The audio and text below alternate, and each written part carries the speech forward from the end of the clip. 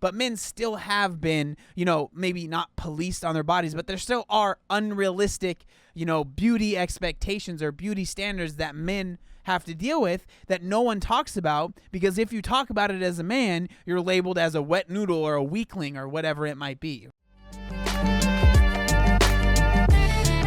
Guys, gals, non-binary pals, today's video, I am so excited about it. Truly, truly am. But before we get into it, I do want to say, if you see all these lovely names right here and you think to yourself, wow, I'd love to join that lovely chat. That looks like a lot of fun. I stream on Twitch every Monday, Tuesday, Thursday, and Friday at 1 p.m. Pacific Standard Time. We would love to have you. It's a great time. I think that it's a lot of fun. So what we're going to be talking about today is kind of like the opposite of what we talk about a lot on this channel. So normally, I'm sure a lot of you have noticed, I make a lot of videos about women. We talk a lot about women when it comes to the Health at Every Size movement and all that stuff. There's actually a good reason for that. Like I would say like 75% of the people that watch these videos are actually women. So, it kind of makes sense. But today we are going to be talking about men. Now, I don't want all the women that are watching this like, oh, all right, I want to leave. I think it's important that everyone watches. I hope it's important that everyone watches this. I think that there are important points that are going to be made that are for everyone, not just for men, not just for everybody. Okay, so we are going to be talking about this video from the channel Macabre Storytelling. I really like this dude's channel a lot. He makes a ton of videos, and I really, really, really enjoy them. But as he says in the description here, content warning, discussion of body image / dysmorphia and sexual assault. So just so y'all know before we get into it. But this video is male celebrity body transformations, the deeper problem. And I think that this is so important to talk about. And there's more than just that. So I'm just going to stop talking, let him get into it. Let's do it. Rachel Millman says, they both failed to mention how this actually works, which is steroids. Rachel, I'm not going to get into the medical science of it. Let me just tell you something. Increased levels of testosterone is just a cross I have to bear. Some men just have elevated levels of testosterone. And I would say, if you look at Kumail and if you look at me, you'd be like, well, sure, those two guys must have elevated levels of testosterone naturally because they're just, alpha dog monsters. So I wake up the other day and see that actor Kumail Nanjiani is trending on Twitter due to a picture of him that many were poking fun at.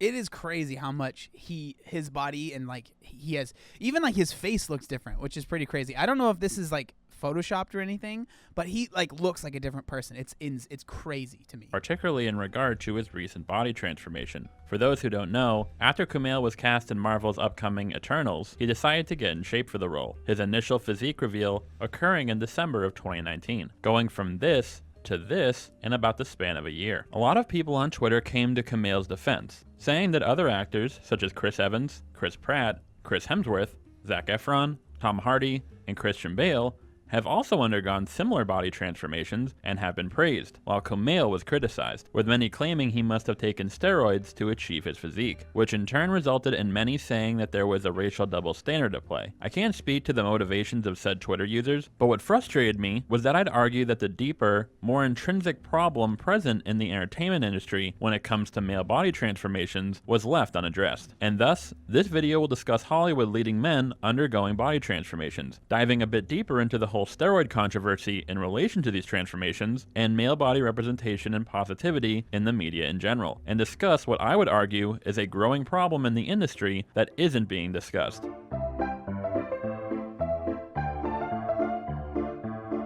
We are going to start by diving into the many "did X take steroids" controversies, and so I want to give you a rundown of the actual process of getting fit. So before we get into this, I do want to say I know a lot of people watching are probably like, John probably takes steroids. I'll just leave that up to you to decide. whatever you think is fine, but whatever. Coming from my own experience in lifting and bodybuilding, whether that be building muscle, losing fat, or both. As in my experience, a lot of people have a number of misconceptions in regard to getting fit, and it is important to clear some of them up before discussing possible steroid use in the entertainment industry. Obviously, this is going to be quite simplified, but it's just to give you a general idea. Let's say you're a rather skinny guy who wants to have a body like Thor, so you pick a basic lifting routine and hit the gym. But what is actually happening during this process? Big misconception number 1. You actually aren't building muscle in the gym itself, but rather tearing your muscles down, damaging your muscle fibers.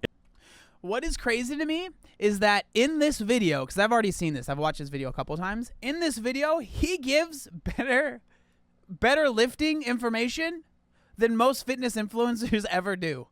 Like, it's unbelievable. In this 30-minute video, there is more valuable information as far as losing weight and gaining muscle than most any fitness influencer you'll follow online. Like, it truly is sad how true it is. It is your body repairing these fibers that results in muscle growth. This is where food and sleep come in. Food is used by your body to build your muscles back up in conjunction with enough sleep to allow this process to occur. And this leads us to one of the other big misconceptions about lifting. Some would think, well, if I spend twice as much time in the gym, I will build twice as much muscle. Not necessarily. If you spend too much time in the gym, your muscles won't be able to repair themselves. In the case of lifting, more is not always better. However, there is another hurdle to overcome when trying to get fit, namely balancing one's nutrition. Not only is it vital to eat the right kinds of food, but a very specific amount of food, enough to allow your body to... Look at that. Y'all know how much I love TDEE. What fitness influencers are talking about that? None of them.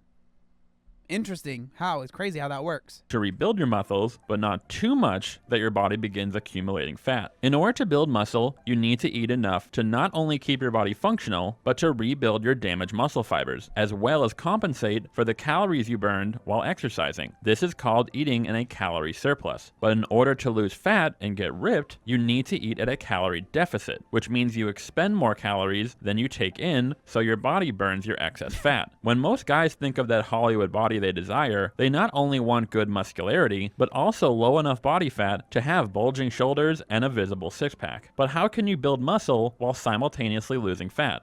Well, you can. I mean, you technically can, but that is usually dependent on a number of other factors, such as genetics, hormones, etc. If a person has a higher body fat percentage, this is usually possible, as the person's body will pull from their excessive fat stores to compensate. This is such good information. I know that I'm not interrupting as much as I normally do, because what I really want to talk about and get into is a little bit later in the video, so I just kind of want to... He explains it better than I can.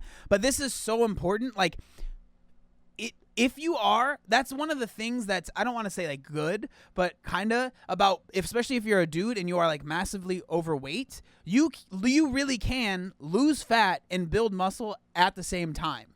Like, you really can do that, and it's pretty incredible. Like, the heavier you are, the more chance you have of doing that. Now, I'm not saying like you'll lose the weight and then all of a sudden have like six packs and all that stuff, but like it really is possible to do that, right? Like, again, but it really depends on the larger you are. That is, you have more of a chance of actually doing that versus if you're, you only have like 20 pounds to lose, right? This is called body recomposition. But again, this is usually only the case for people who have higher levels of body fat. As one's body fat percentage gets lower and lower, this becomes more and more difficult. It may be possible for some, but it most likely would take a very long time. In some cases, months upon months, if not years, of maintaining an insanely strict diet and exercise routine. Most bodybuilders opt for a bulk cut cycle, which is where they bulk up, aka eat a shit ton, putting on both muscle and fat for a portion of the year, and then cut, aka reduce their caloric intake while trying to maintain as much muscle as possible.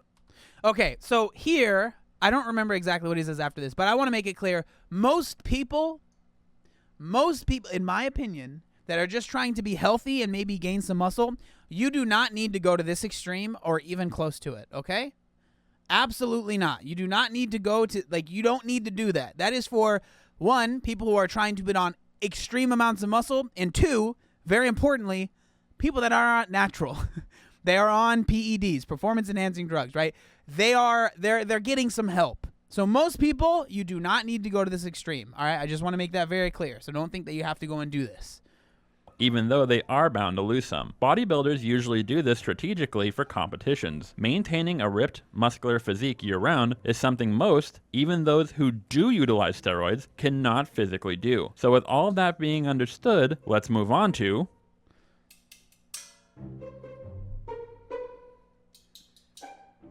Now I am sure that you have heard, in regard to every single male actor I have listed so far, steroids being thrown out as the method they used to achieve their body transformation. And I am sure you have heard many retorting to these accusations by saying their transformations are completely possible without steroids, and it's not okay to accuse with no proof. However, many people have a limited understanding of what others mean when they say steroids. When most people hear steroids, they probably think of absurdly muscular men with bulging stomachs and veins popping out. But these are the extremes. You can take steroids and have a reasonably natural looking body. Just because your physique looks like it could have been achieved naturally doesn't mean it was. Going back, the process of getting fit is a balance of exercise, eating, and sleeping. Work, fuel, recovery. Steroids in this context may be used as a blanket term to encapsulate any substance that aids people in one of these three areas. A better term to use is not to say someone is on steroids, but that they utilize PEDs, performance-enhancing drugs, or that they are unnatural. So for example, someone may take a substance specifically designed to help in the muscle building process, such as HGH. Then there are substances that help you shed fat while retaining your muscularity, such as clenbuterol, a compound used to help people with breathing disorders, but has been utilized particularly in the bodybuilding community due to its ability to increase a person's metabolic rate, allowing them to shed fat like crazy without losing as much muscle as they normally would. Then This is something that you see a lot. The trend and stuff is something that you see a lot in when people do like physique shows and stuff like that, where it's all about getting really, really lean. And again, I want to make it very clear, all of these things, I think, especially for most people in the world, do not go down this road. Like, do not go down this road. I am not at all, and I know that he isn't, like, promoting these to do this. This is just what people use. But please don't see this like, oh, it makes it easier to lose fat. Let me just hop on that. Like, there are serious side effects, okay? Like, there really, really are. So please just be smart. Just be smart. And there are substances, such as prednisone, that are designed to help with recovery, lowering inflammation of the body and allowing you to train harder and longer. Also note, it is quite common for PED users to take multiple substances of varying kinds in conjunction with one another, something that is often referred to as stacking. So when someone says a particular person achieved their body transformation by unnatural means, they don't necessarily mean growth hormone specifically, but also other substances that allow them to get down to a low body fat percentage while keeping the muscularity, and/or recover faster and train harder. But this of course leads to a problem. Obviously most actors would never admit to taking PEDs due to public perception. They may even be contractually obliged not to, even if they wanted to. So how is it that we could ever determine if an actor did take performance-enhancing drugs?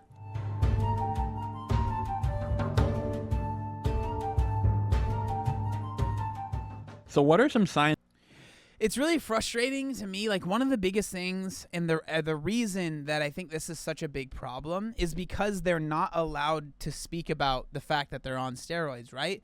When maybe these people would be totally like, they would totally be fine with being like, hey, I was on steroids and I don't want people to think that I did this naturally. I want to be like honest and realistic. But a lot of these people literally can't say anything because the studio is telling them that if you say anything, your contract will be revoked, all that stuff. And then it just perpetuates this really terrible cycle, which is really frustrating. We can look out for to determine if someone may be utilizing PEDs. In some cases, there are more obvious physical signs, such as gynecomastia or hair loss. But the big things to look out for aside from these are the extent of the transformation versus how long it took to achieve, the volume/intensity of the workout routine/regimen, and how long someone is able to maintain their physique. The first one is the big one. In most of the transformations we see, most of them are achievable naturally, but it is about how long it takes them to get there. This is so important right here. Like, this is so important because a lot of people, right, when you look at someone that's in like a Hollywood movie, like, they're buff, but they're not as big as, like, you know, Mr. Olympia. Like, they don't look like freaking huge muscle monsters, right? Like even The Rock, who I really enjoy, like I really like The Rock, like he's really buff, but like I could see someone getting to his level of buffness over the course of their life, but it's like, oh, they did it in 3 months. It's just like, dude, it doesn't matter how perfect. It does not matter how you could have the absolute perfect diet, nutrition, exercise, everything, right? You are not putting on 30 pounds of muscle, and it's just not happening. It's just not happening. For example, Chris Pratt was said to have lost 60 pounds in 6 months for his role in Guardians of the Galaxy. While this is quite extreme, it isn't out of the realm of possibility naturally. Chris averaged a loss of 2.5 pounds per week, which is possible, especially since Chris was quite overweight when he began. But then there are others that may be a bit suspect. It was reported that Bradley Cooper gained 40 pounds of muscle over the course of 10 weeks for his role as Chris Kyle in American Sniper. Now, this was most likely inaccurate. He probably put on 40 pounds overall, not just straight up muscle. That'd be fucking absurd. Yeah, dude, 40 pounds of muscle is he would look like a different person, dude. 40 pounds of muscle, so yeah. But in any case, even if it was, say, 15 to 20 pounds of muscle, him doing so in that time period may still raise a few eyebrows, especially at the age of 40. Christian Bale's infamous bump up from his physique in The Machinist to his physique in Batman Begins in the span of 6 months is another that is quite suspect. Now, there is something to be said about muscle memory, which is if you have previously had decent muscularity and then stopped training, it is easier to pack the muscle back on as opposed to someone who has never lifted before. So basically what he's saying there is if it is easier for someone to put on muscle that has been buff in the past that maybe just stopped working out for a while or whatever, right? Versus someone trying to put on muscle for the first time ever in their life, right? Like there's going to be differences there. But even still, it is quite hard to believe, especially given Bale's multiple transformations over the course of his career. How his metabolism isn't completely dysfunctional by this point is a mystery. Again, it isn't that these body transformations are impossible to achieve naturally, it's how quickly they occur, and in most cases, particularly how actors are able to remain so lean while doing so. Now, some of you may be saying that these actors are millionaires that are paid even more millions to do this, and have access to the best trainers, dietitians, and resources in the world. Which is true, but also consider that when people talk about these stars training, it's as if they literally do nothing else for months on end, without taking into account other commitments. Whether it is rehearsals, press tours, other projects, it isn't likely that they just become solitary gym rats who literally do nothing else but stick to their workout plan. This is actually a really good point. When he brought that up, I was like, man, I didn't even think about that, because these dudes, right? Like they might be going to the gym, but they're not like being an actor. While some people are like, oh, it's easy, like they have a lot of commitments that they have to do. They have a lot of other things that they are doing other than just working out for a role. Like I would say for the most part, a lot of them are working on other roles while they're working. Like there's so much that goes on that it's not like they're able to spend 5-6 hours a day in the gym.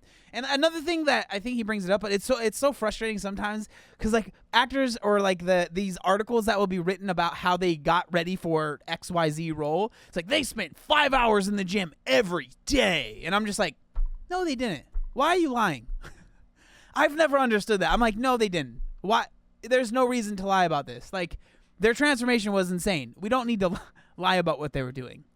And then there are the workout plans. I have tried to be somewhat measured up until this point, but let me step away from that for just a hot second and say that many celebrity trainers you may hear or read about who get stars into shape are Listen to this. complete fucking clowns. I know that is harsh, but one only has to look at some of the workout plans found online that supposedly were used by stars to see what I am talking about. Almost anyone who has an intermediate understanding of lifting can take one look at these plans and see how absurd some of them are. Filled with pointless, redundant work, the volume and frequency often being absolutely insane, with some of these workouts looking as if they take hours to complete. That is another huge red flag. How long and often these stars work out. Some actors say they work out 5 to 6.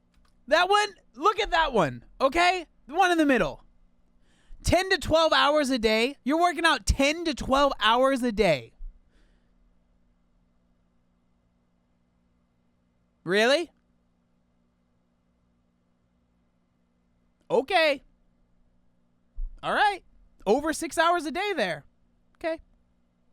sometimes 7 days a week, 3 to 4 to 5 hours a day, sometimes even more. This is absurd. To go back to the previous section, your body needs time to recover. At some point, working out too much will just make you depleted to such an extent that no matter how much you eat and sleep, it becomes impossible to catch up, let alone increasing the risk of injury by a tremendous amount. Maybe the actors themselves are overselling it, or the workout plans you find online are exaggerated, all to create a glamorized image of celebrities working hard for a role. But even so, I think that that's honestly probably what it is. It's these articles, because again, it's clickbait, just like YouTube, right? They want to have the most insane, crazy, clickbaity article that they can think of. So they're like, The Rock trained for 8 days a week, 3 times, and only ate raw chicken breasts to get shredded for Black Adam. And it's like, no, he didn't. He didn't do that. That's a lie. That's a lie. I would say that that's probably mostly what it is, as far as the lies that are told. It's just these crazy, let's have the craziest title we can think of.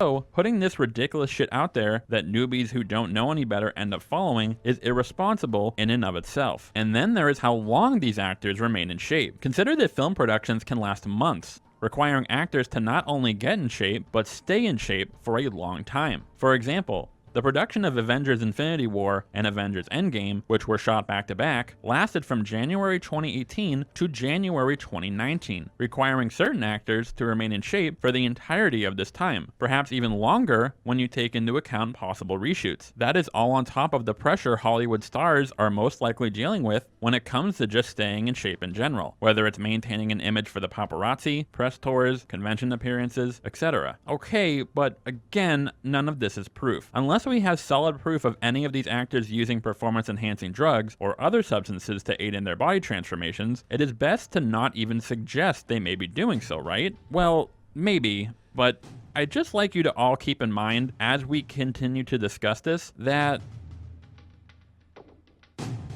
So it says, what it says right here is part 4, it's more common than you think, like a lot more. So this is my own personal interjection here. When I think about these Hollywood transformations, in my head, I never think that they're natural. And I don't even mean that in a bad way, because yeah, it's technically illegal, but they're not competing in any sport. They're not their job is to have the most incredible physique, right? That they can have for whatever superhero thing they're doing, right? Or whatever it might be, right? That's their job. Any means necessary, right? I don't have a problem with it personally. It's not an issue with me. The issue is they can't be honest about it. And that's when there's a problem, because now there's tons and tons of men, young boys, just young dudes that are seeing these transformations, and they're thinking to themselves, if I just work really hard, I'll be able to do that. And then it just perpetuates because the person works really hard for 4 months, and they're like, well, Jake Gyllenhaal had this crazy transformation in 4 months, and I thought I was putting in the work, and look, I barely look any different. That's why it's a problem, because they're not able to be like, hey, I actually took a ton of steroids. Doing what I did in that amount of time is not possible, and you shouldn't, compare yourself to me. That's when it becomes an issue as far as, talking about actors. In 2012, competitive cyclist and 7-time Tour de France champion Lance Armstrong was stripped of his titles and banned for life from the sport due to accusations of him utilizing PEDs throughout his career, something he ended up admitting to the following year to Oprah Winfrey in a now infamous television interview. Many expressed their dismay at how Lance betrayed the trust of so many, how he robbed his competitors of their glory. Those competitors, the vast majority of whom were either confirmed or strongly suspected of also using PEDs. So it says right here, more importantly for Lance Armstrong, during the 7-year window where he won every Tour de France, 87 of the top 10 finishers, 61 of 70, were confirmed dopers or suspected of doping during the time Armstrong competed. I always roll my eyes whenever a PED or steroid scandal breaks and the higher-ups of a particular industry lose their ever-loving shit and say how disgraceful it is. Because the sad and honest truth is that PEDs are rampant throughout pretty much every level of almost every professional sport. Yeah, it's pretty funny. The higher-ups are like, what? I had no idea that was happening. Oh my gosh. How? Oh my goodness. Well, we got to get him in trouble. It's like, okay. All right. Yeah, you had no idea? Okay. But wait, these industries drug test athletes, and statistics show only a low percentage of them test positive. Which is true, but most of this is a hilarious pony show. The process of random drug testing is incredibly flawed, and is constantly trying to catch up with burgeoning technology and pharmaceutical advancements. Consider the resources athletes have access to, substances that the vast majority of the public have never even heard of, that can be developed to successfully pass most drug tests. If you ask the NFL what percentage of players are using PEDs, you may get the standard line of them being outliers or extreme rarities. When you ask ex-players, people who are actually on the ground and in the locker rooms, you get obscene estimates. So it says right here, the report notes that some former players have gone on the record stating similar numbers. Former Jets quarterback Boomer Esiason was quoted in a letter to Congress claiming that at least 20% of the league uses HGH, while former quarterback Brady Quinn told CBS Sports he believed the number is between 40 and 50%. Of players using some sort of performance-enhancing substance. We may all remember Barry Bonds or Mark McGwire and their steroid scandals breaking huge news, but in retrospect, it seems rather overblown when you consider multiple ex-players have given estimates of 20 to 40% of players using PEDs. Same deal in the NBA. When you ask the players who are actually on the ground, you get a significantly different story than what the organizations may tell you or what the public may assume. But the biggest reason these issues are so hush-hush, because most people, both those involved in the organizations and those who watch the sports, frankly, do you really think the higher-ups of the NFL, MLB, or NBA care that professional athletes take PEDs to better their performance when doing so only raises their prospects of being multi-million-dollar assets? Those guys who run that filthy sport, who are sitting there going like, oh, this is ridiculous. He doesn't represent cycling. Are they going to return all the money that they made off of that guy? Huh? They're going to turn in their yachts? They're not going to turn in their... Do you think most NFL watchers are really all that upset that some of their favorite athletes abuse HGH to perform better, when evidence of rampant CTE, a degenerative brain disease developed as a result of continuous head trauma, has been around for years? I am pretty sure more NFL fans said they would boycott the organization after Kaepernick kneeled during the national anthem than they did after learning of the extent of CTE symptoms in the pro, college, and even high school levels. So this is what's really sad. I think he goes into it, but it's just sad when you think about it. I understand it's hard to feel bad for these multimillionaires, right? That's what people always bring up. They make so much money playing this sport, but it's like people only care about you if you are good at the sport right now, for the most part. If it doesn't matter if you used to be good, like most players in the NFL and in all of these sports, most of them, once they're done, no one remembers them unless they become Hall of Famers, right? If they get injured, no one cares. Like, people, it's just, again, I can't say that I understand being in that position, but I get frustrated when people are just like, well, he's a multimillionaire, he should just get over it. And I'm like, dude, there is more, it's much more complicated than that. Yeah, but that is in professional sports. I mean, these athletes are put under high demand to perform and need to compete with all the other athletes. What does this have to do with Hollywood? It's not like PEDs or other controlled substances are or have been proven to have been purchased or used by beloved male stars and notable figures like The Rock, Arnold Schwarzenegger, Charlie Sheen, Mickey Rourke, Sylvester Stallone, Nick Nolte, 50 Cent, and Tyler Perry? I always knew Tyler Perry was on that stuff when he's playing Medea. There's no way. There's no way. What I find so strange about many getting defensive of the insinuation that PEDs are utilized by some of our favorite stars is that it's not like these same people are in denial of all the other seedy and fucked up shit that is present in the entertainment industry. Rampant sexual assault, recreational drug abuse, exploitation and coercion. Would it really be that much of a stretch of the imagination that leading men use certain substances to achieve their results? This is such a good point. Like, you could make this point and then be done with the video. Like, we've all seen it, especially this past year, how much disgustingness goes on in Hollywood. So the thought that, oh no, they don't take steroids, absolutely, like, come on, dude. Of course they do. That's probably the least of what they do.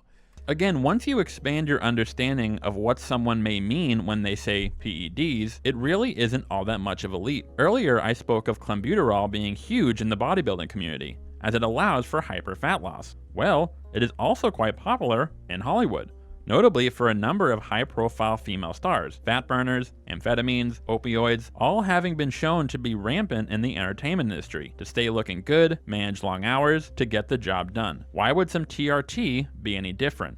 Kinds of drugs that they'll give you, like they'll give you steroids if it's really bad. Now, you might not want to tell everybody you're doing these steroids because now you might get excommunicated from the competition. No, trust me, I promise you, every famous singer you know has had to take some prednisone every once in a while. Really? I promise you. What? I promise you, every singer has had rough times, and occasionally your doctor will say, I need to give you some prednisone. All these years. PED crisis in music. I mean, again, that's why this video is such a good, I think, a good representation of it, because it's not, again, when people think of steroids, they think, oh, muscle, but it's like it can do so much more. Performance enhancing drug is not just about getting big muscles. It's about enhancing your performance, right? There are many things that you can do there.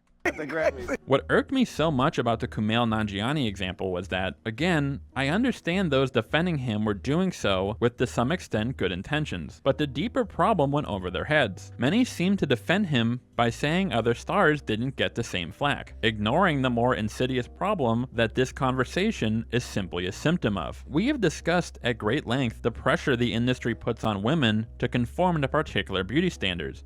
This here is like, this is what hit me in this video the most. With Lord knows how many examples of it leading to serious or deadly results. But are we able to have that same conversation with men without it coming off as body shaming or jealousy? How can we even begin to have this conversation if everyone involved, from the actors to the producers, fans, etc., have no incentive, and again, in some cases are even prohibited to discuss it? A greater irony.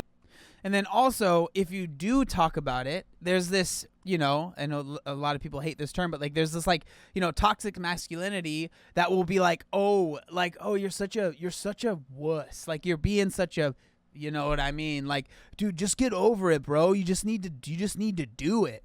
So like, even as a dude, if you do speak about this stuff, so many other guys will come at you and be like, oh, dude, you're being such a baby. Just get over it, dude. Nut up, bro. Come on. And it's like, who do you talk to? Who do you talk to? Is that while PED and substance use in Hollywood seems to be far less acknowledged than it is in sports, there is actually nothing wrong with it on a moral or ethical level. I don't think most people care what a grown adult puts in their own body. The reason it is frowned upon in sports is that it constitutes cheating, as they are in a competition, and taking PEDs gives an unfair edge, though that is assuming everyone else isn't also taking them. But when it comes to Hollywood, who gives a shit? If Chris Evans came out tomorrow and said, yeah, I took some tests and cleaned to get my Captain American body, I'm an actor. That is what the role required. I have enough money to hire doctors to watch my ass 24/7 and make sure I don't hurt myself. Would anyone actually be appalled enough to not enjoy his movies? Now, well, I mean, to be honest, when it comes to Captain America, it's more realistic for him to take stuff, because that's literally how Captain America became Captain America. He was literally injected with super serum. What do you guys think that is? So it's just more realistic to just take them anyways, you know? Now, of course, Disney ain't gonna let anyone do that, considering their family-friendly image and the obscenely strict contracts they make all their stars sign. But even so, wouldn't it be bad to have stars be candid about it, as it would risk promoting steroids or other PEDs to younger audiences? Well, maybe. But is it all that much worse than potentially lying about PED or substance use for muscle gain or weight loss, preaching hard work and determination, while others shut down those who question their results as haters, having absurd training programs and regimens freely available online that most people can't feasibly handle without burning out within a week? Or what about promoting just as, if not far more, unhealthy and dangerous habits? I always scratch my head when those who say Hugh Jackman has never done PEDs explain that the reason his skin looked like saran wrap while portraying Wolverine is because he didn't drink water for 36 hours before certain scenes, dehydrating himself to an obscenely dangerous extent, thus giving him his ripped look. Like, I guess that's better? Where is the line where we say actors doing something like this is dedication or dangerously irresponsible? Would you say a runway model eating a handful of spinach a day for 3 months to get down to a size 0 for an upcoming show should be praised for her dedication to her craft? This is such an interesting point as well.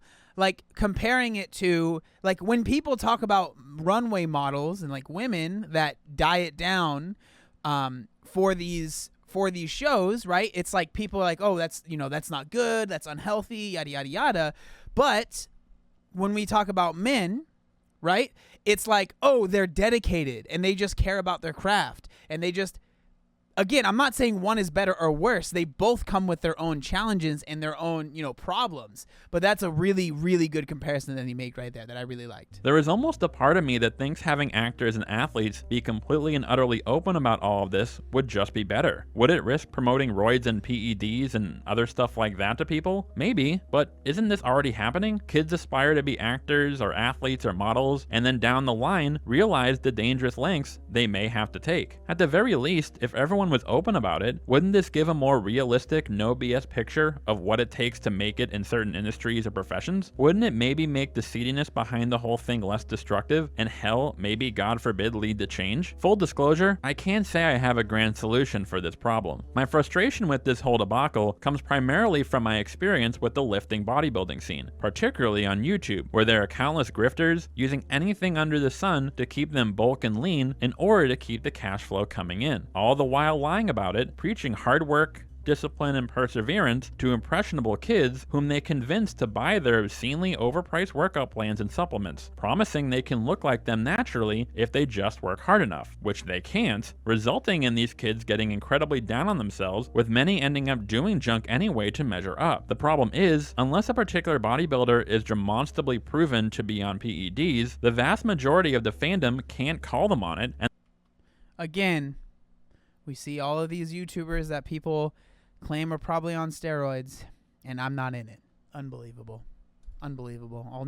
People will never think I'm not natural. It's not fair. And the problem goes unaddressed. This is in part why rampant steroid and substance use in the industry continues to this day. To some extent, I think my fear is that I see something similar happening when it comes to male body images in the media, with those who may call attention to the more unrealistic expectations of what young men are shown on the big screen being met with accusations of jealousy and downplaying determination and work ethic. But I am not doing that at all. PEDs aren't a miracle solution. You still need to put the time in, and the actors themselves still work their asses off. But in an industry that has proven time and time again that any attempt to break the status quo is met with vicious resistance, my fear is that men who want to break into the industry will do whatever it takes to do so, regardless of the harm it may bring them.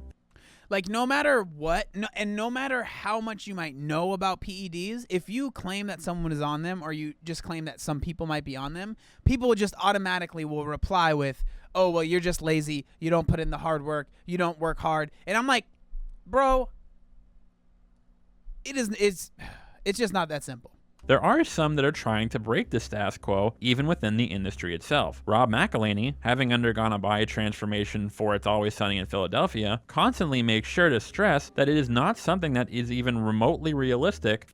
So what it says, this is like I think this is a caption to his transformation, but it says, look, it's not, this is sarcasm. Look, it's not that hard. All you need to do is lift weights 6 days a week, stop drinking alcohol, don't eat anything after 7 p.m. I disagree with that, but whatever. Don't eat any carbs, again, disagree with that, or sugar at all. In fact, just don't eat anything you like. Get a personal trainer from Magic Mike, sleep 9 hours a night, run 3 miles a day, and have a studio pay for the whole thing over a 6 to 7 month span. I don't know why everyone's not doing this. It's super realistic lifestyle and an appropriate body image to compare oneself to, right? So at least, again, that's what, like, being realistic. And like, I feel so many people, it's like they feel like their life, everyone should be able to compare it to that. Like, it's the life that you live, anybody, right? No one is living your same exact life, so they cannot do the same exact things that you are doing, especially if your job is to be getting in shape, right, for whatever role or whatever. for your average Joe, as did Kumail in his original body reveal post on Instagram. Then there is Robert Pattinson, who was quoted saying he refused to work out to an insane degree for his upcoming role as Bruce Wayne, stating, "I think if you're working out all the time, you're part of the problem. You set a precedent. Check out my fucking Zaddy Boy challenge in current male beauty standards. Fucking king." I freaking love this, dude. I think these guys, and many others, are doing something important by stressing that, PEDs or no, their workout routines and dietary regimens and their final results are not something the average guy should consider realistic and or trying to break the mold and expectations that leading men need to look a certain way. He brings it up, but I absolutely loved watching people get so upset about Robert Pattinson being like, I don't want to lift for Batman. It was, oh my gosh, beautiful. Watching how mad grown men got over another dude not wanting to lift weights. I'm sorry, it was amazing. As it can have negative effects on the young men who idolize them. Hopefully, we will see more of this in the future. So ultimately, while given my experience and the nature of the industry, I strongly suspect it, I can't say for sure if any of Hollywood's leading men are utilizing PEDs to attain their physiques. However, I fear this is a conversation that may never go beyond internet arguments or accusations, as, like in sports, it is something that those involved in the industry, and even the viewing public, may not be eager to try and uncover. And to expand on that idea, I want to leave you with a final thought.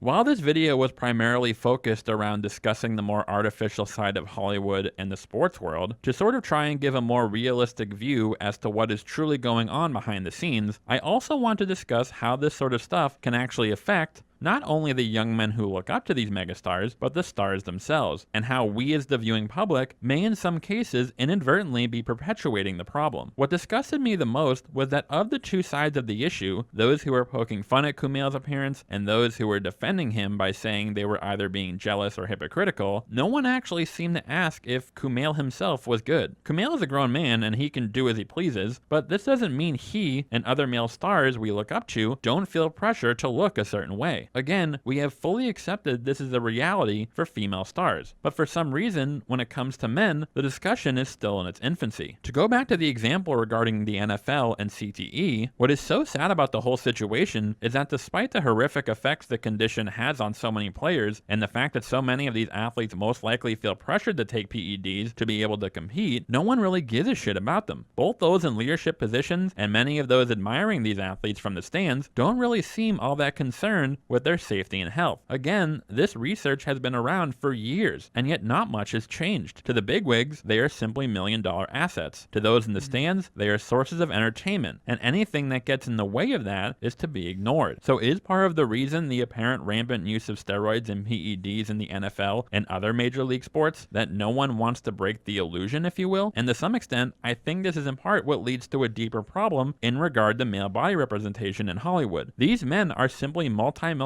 assets to the bigwigs in Hollywood. Do we really think most of them care if an actor is put under an enormous amount of pressure to look a certain way when doing so only rakes in more bucks for the studios? Is part of the reason most discussion surrounding PED use by Hollywood stars is often squashed before it even begins, partially due to the public wanting to maintain their image of certain male celebrities as upstanding, pure, and wholesome dudes? Again, I think it's partly that, and then just people they just don't want to, like, I think people just don't they just don't know much about, like, steroids, and I think people, like, because they don't know much about it, they think steroids equal gigantic, massive, huge, freaking 300-pound buff dude, right? So they're like, oh, no, that's ridiculous. Why would you think that? They just work really hard or whatever. They have great trainers. When, like, I don't know, the whole training thing, like, training is important, but, like, if you are training correctly, there is not some magical training methodology that you can find that in 4 to 5 months will completely transform your body and, like, you'll look like a different person. It just doesn't exist. It does not exist. And seems odd, as I'd say there is nothing unethical or immoral about taking PEDs in and of itself. However, consider this. Let's forget all of what I just went over, and let's say that every single star in Hollywood is completely natural, and every body transformation we see was simply a product of hard work, determination, extreme exercise and weight loss, dehydration, etc. Let's say that PEDs or steroids were not involved at all. But now the question is, are we left with anything better? When we hear of the methods these actors utilize to transform their bodies, and we praise them for their hard work, determination, and discipline, the question is, should we? We often are in awe of them, but are we actually listening and taking into account how these dudes actually may be feeling during this process? These actors may be dedicated to their craft and want to have a certain body image for a particular role, but is there also a level of outside pressure they feel to do so? And should that be a conversation we should be having, especially when it comes to men, as I feel this conversation is often had a lot more often in relation to women. When we see stick-thin runway models, or say an actress lose a ton of weight, while we may not immediately jump to brand them as bulimic or anorexic, there is always a conscious conversation of whether or not there may be auxiliary pressure in the industry. 100%. And this is stuff that we talk about on the channel a lot, right? Whenever someone sees, especially now, a popular, female actress or singer or whatever, and they lose a lot of weight, it's people automatically start jumping to, ED, or they did it unhealthily, or this, or that, or there's all these accusations. But when it's a guy, it's almost never thought about that. It's always just like, yeah, they worked hard.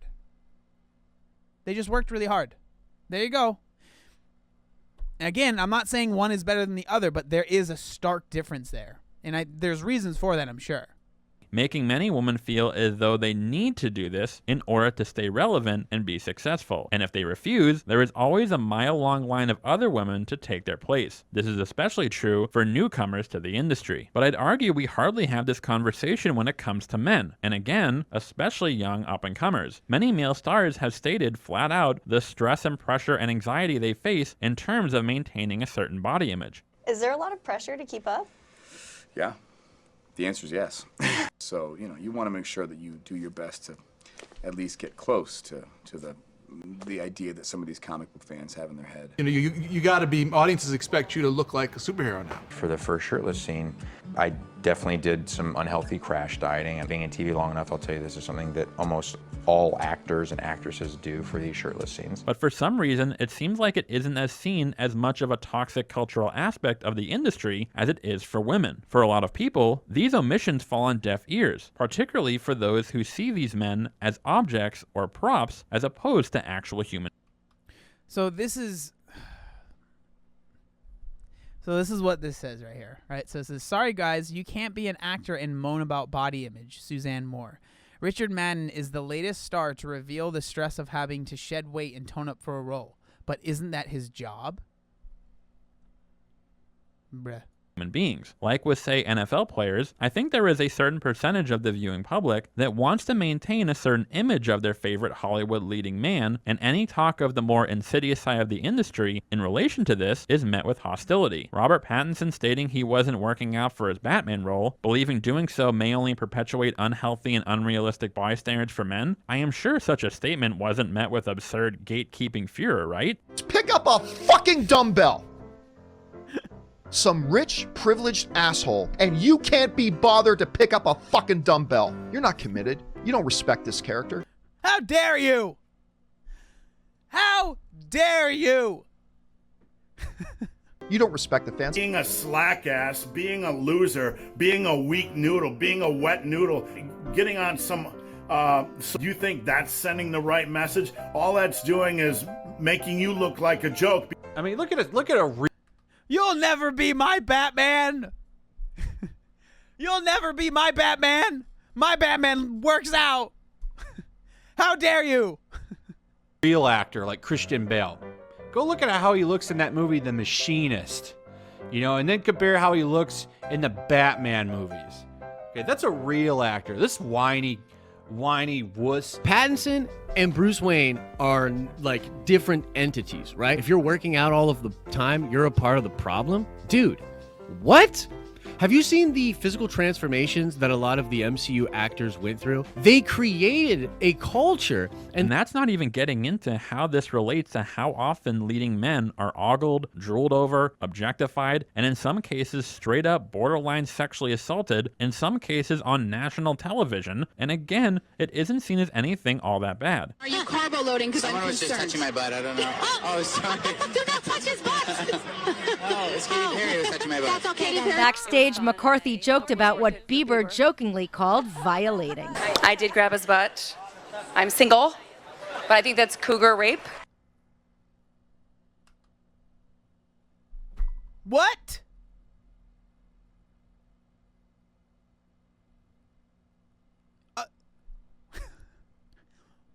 Huh?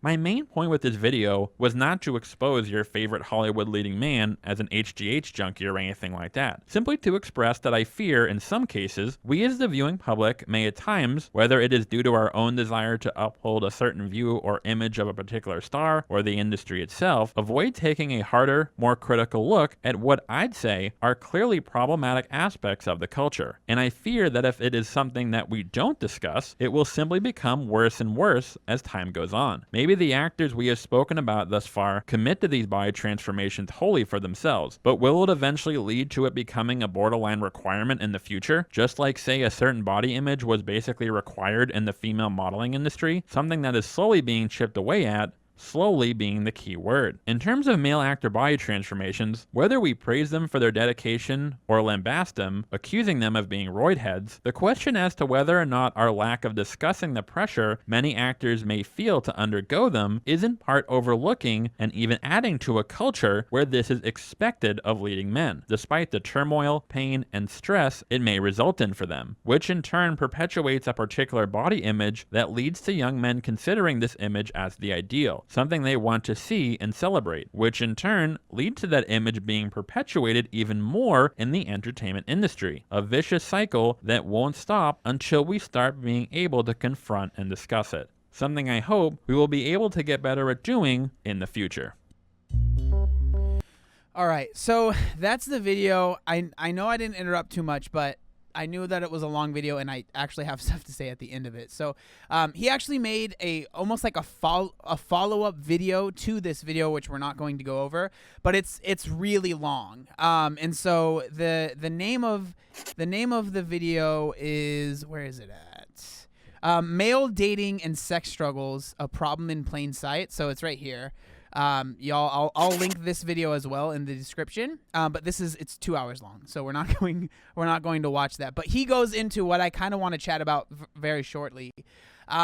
So the reason that I really like that video is because there's a deeper issue when it comes to this, and I think that one of the biggest things is just like talking about these issues as a dude is looked at by a lot of other dudes as like unacceptable, right?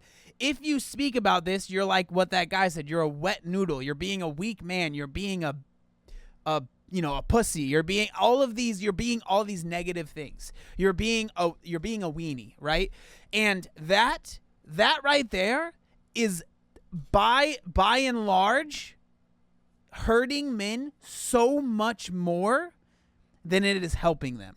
I think speaking about this stuff is super important, but and what he goes on to in his video, the reason it's so frustrating is that if you talk about it, people will start to think you're some like men's rights activist or red-pilled, and like, y'all, I am the furthest thing from red-pilled. I have freaking blue hair, okay? But it's like if you start talking about this, you start going down this road of it starts to be like, okay, let's talk about building men up. And then for some reason, that road leads very quickly to what? What do you think it leads to? It leads to it's woman's fault and we hate them.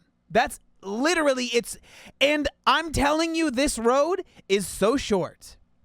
It's incredibly frustrating, especially online. If you talk about this at all, getting to a point of, okay, it's woman's fault and that we hate them, it's so fast.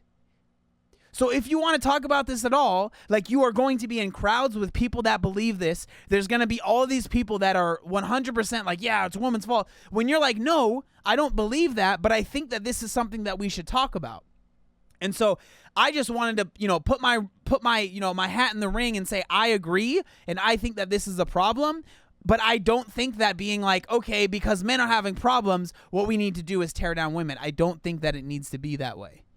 I think that, you know, again, like I said, it's a huge issue. And like, yes, women have absolutely, and I've said this many times, have been policed far more on their bodies than men have. But men still have been, you know, maybe not policed on their bodies, but there still are unrealistic, you know, beauty expectations or beauty standards that men have to deal with that no one talks about, because if you talk about it as a man, you're labeled as a wet noodle or a weakling or whatever it might be, right?